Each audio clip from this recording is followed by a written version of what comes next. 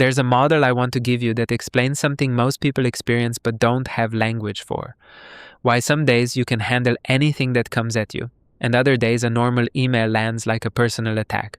Why you sometimes spiral into anxiety, and sometimes go numb and disconnected, and why the same situation can produce either depending on the day. The model is called the window of tolerance.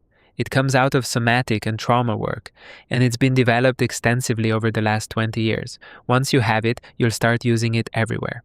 What I want to give you in this video is the model itself, the 6 factors that determine the size of your window on any given day, and a 30-second daily check that lets you read your own window before you spend it. The basic idea is simple. Your nervous system has a range, a band of activation, within which you can function well.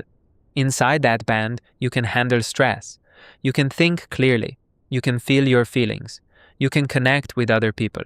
You're not flat, not jittery. You're available to your life. This range is your window of tolerance. Above the window is hyperarousal, too much activation, heart racing, thoughts spinning, body bracing, anxiety, irritability, restlessness, panic. The system is past what it can integrate. Below the window is hypoarousal, not enough activation. The shutdown state we covered in the freeze episode. Numb, foggy, distant, heavy. The system has gone offline because it can't handle what's coming in. The window itself is where regulation lives. You can be activated inside the window, laughing hard, working intensely, having a difficult conversation, and stay regulated.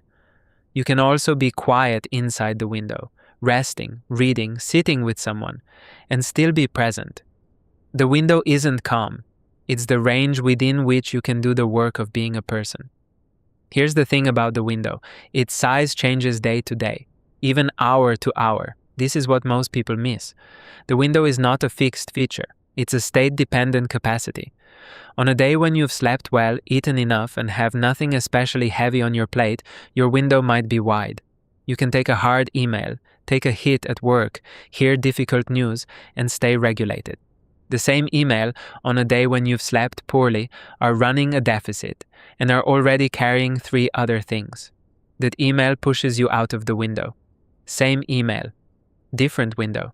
This is also why people sometimes describe themselves as fine until I'm not. The window was holding. Then one more thing landed, and the system was pushed past its capacity.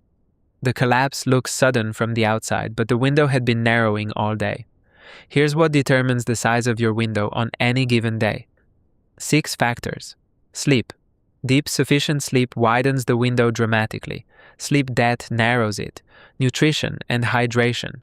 Low blood sugar narrows the window. So does dehydration.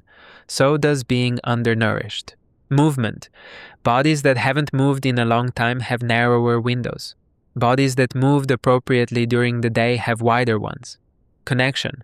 Time with regulated nervous systems widens the window. Isolation narrows it. Time with dysregulated people often narrows it too. Cumulative load. What's already been on your plate this week. The allostatic load we covered in the previous episode narrows the window the way a car's gas tank gets emptier the longer you've been driving. Lived history baseline. Some people have wider baseline windows because of their history. Some have narrower baseline windows for the same reason. This is not a moral fact about you, it's a biological fact. Here's a practice for using the model in real life. I'll call it the daily window check, and it takes about 30 seconds. In the morning, or the first time you have a moment to yourself, pause and ask, how wide is my window today?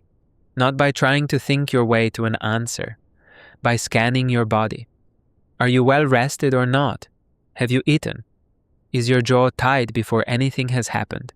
Is your breath shallow? Do you have access to feeling things? Or are you already a little numb? The answer is one of 3. Wide window, capacity to take on a normal day plus some surprises. Narrow window, capacity for the basics but not much margin. Very narrow window, close to the edge already. One more thing might push you over. This isn't an excuse to skip the day. It's information that lets you make better decisions. If your window is wide, you can take on what comes. You can have the hard conversation today, you can push on the project. If your window is narrow, prioritize ruthlessly.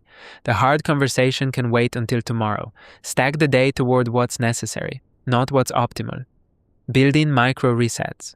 A 5-minute walk after every hard task, a 4-8 breath before a meeting. If your window is very narrow, your job for the day is not crashing. That's it. Don't add load. Where possible, reduce load. Eat, hydrate, get outside. Cancel something if you can. Sleep early. The work of widening the window again starts with stopping the narrowing. A note for high-functioning people. There's a temptation to use this model as another way to push through. I have a narrow window today, but I'll just power through. This works for a while.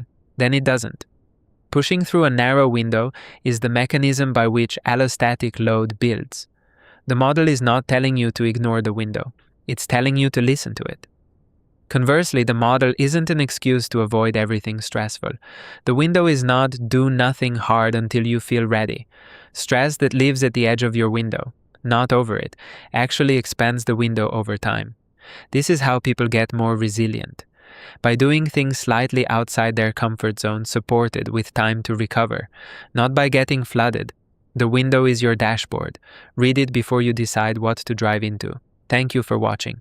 The window I just laid out, the range inside which you can be a functioning person, is read and held in real time by the two vagal branches the previous video walked through. Ventral vagal opens the top of the window. Dorsal vagal collapses the bottom. The two videos together give you the felt map and the anatomy underneath it. Same territory, different angles. Link is on the screen. Subscribe so you don't miss what's coming.